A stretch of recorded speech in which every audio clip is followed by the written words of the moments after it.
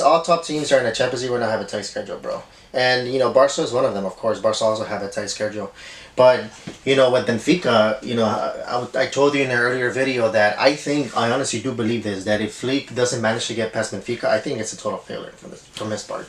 I believe Because so too. I think on paper, yeah, anything can happen, right? I said Barca get a red card, whatever or whatnot. But on paper, Barca should be able to get past Benfica. And yeah, I agree with you. The only thing is, I think that Flick is gonna have to kind of learn from the mistakes that he probably did during the group stages.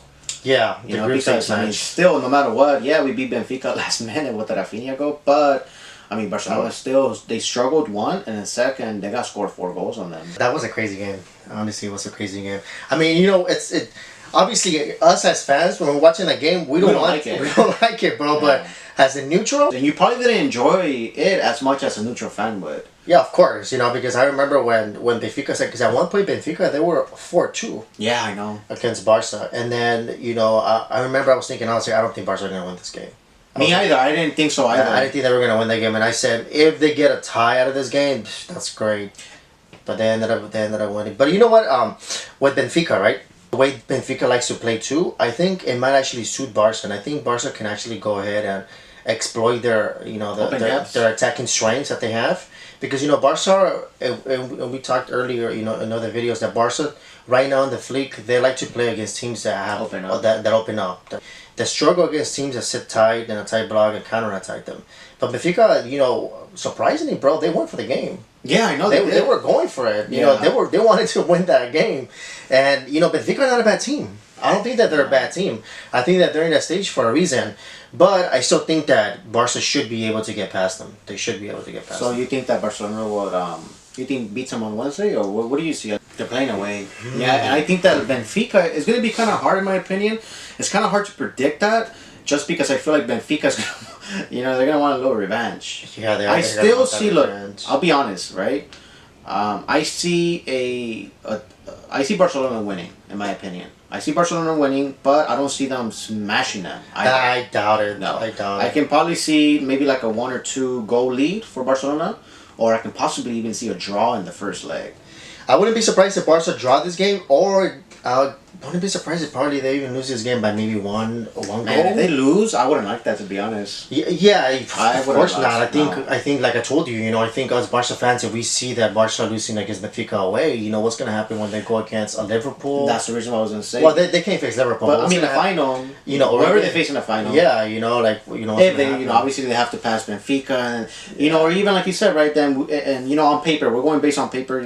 What if, like for example, Barcelona has to face then Inter, Inter Milan, and Inter Milan won't be a easy game for Barcelona. Bayern Munich or Bayern Leverkusen as well. So, it would not be a good look if Barca lose the game. But I do see a lot of goals, bro. So, I want to say that Barca are gonna go and win this game. But I don't think that Barca are gonna win by a lot. I think maybe if they win the game, it's probably gonna be by one max 2 goals. Yeah, I think so, because Benfica are a good team, and they counter-attack really good. And remember, we talked in prior videos that the way Benfica play are like a little mini version of Liverpool. Yeah, just they play a lot of attacks. Not a lot of attacks, but like just constantly pressuring, going fast counter-attacks, and they're able to go ahead and pass the defense. Yeah, the goalkeeper is able to just blow a ball past the forwards and the middles and give it to their to their attacks for a counter-attack. So,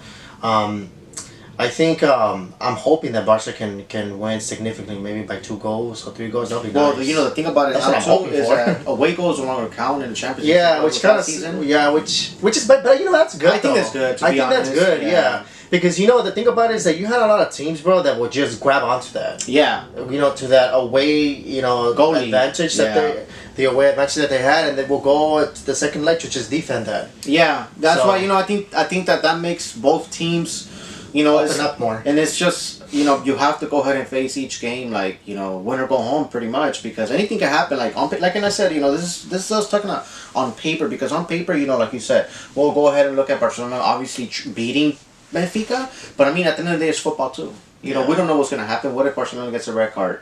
Or what if for example, unfortunately, what if Pedri gets injured? Yeah. And then obviously the tight schedule that Barcelona does have. The schedule is kind of tight. They still have to face Atletico de Madrid again for La Liga, and for the Copa del Rey other leg. So it's gonna be tight. It's a tight schedule. It's a tight schedule. But I think this is where Barcelona needs to go ahead and need to rotate players. Hey, for example, against Real Sociedad, Araujo started over Martinez. That's one. And then Casado started over De Jong. Yeah, now, questions is, who would you play for in the Champions League in the middle? Would you put De Jong or Casado? And would you put Martinez over Araujo? I believe that Flick is going with De Jong in the middle, and he's going to go with Martinez, and I think that's the reason why he allowed Araujo and Casado to play today. What's your starting lineup? Let's talk about starting lineups. What would be your starting lineup against Benfica? Well, the defense, in my opinion, obviously would be Balde, Kubarsi, Martinez, Koundé. I keep saying that for me, Martinez gives you a very well structured in a defense, kind of organized, right?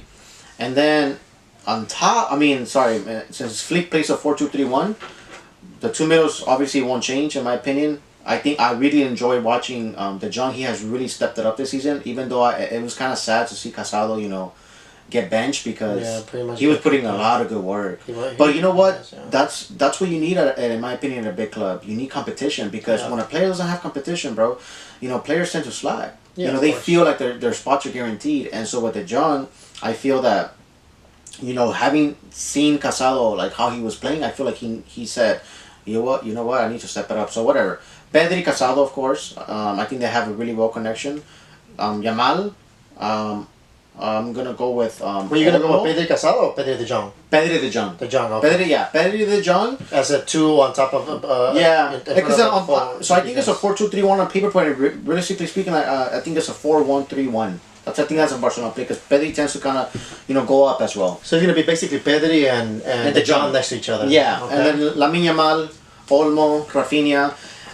And then Lewandowski, bro. I mean, we keep saying Lewandowski kind of slows it down, but I'm not gonna take the fact away that he is a good finisher.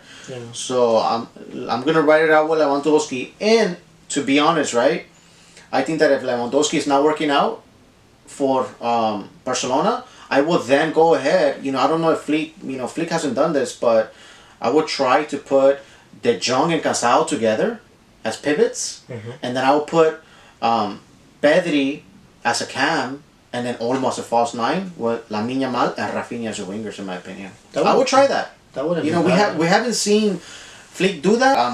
De Jong and Casado can play together in the middle, bro.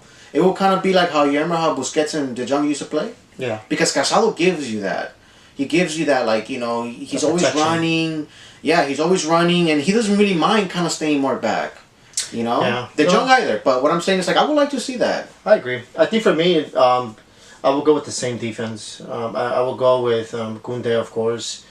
My center backs would be Inigo Martinez and Kubarsi because Araujo played against Benfica in the group stage. Oh yeah. Yeah, I remember, and we said that. Yeah, too. And then Araujo was kind of he was allowing a lot of the because for some reason he has a hard time staying in line with the he's not as organized as so he's a little bit disorganized. So yeah, I will go with Inigo Martinez, Kubarsi as my center backs, Balde as my left back.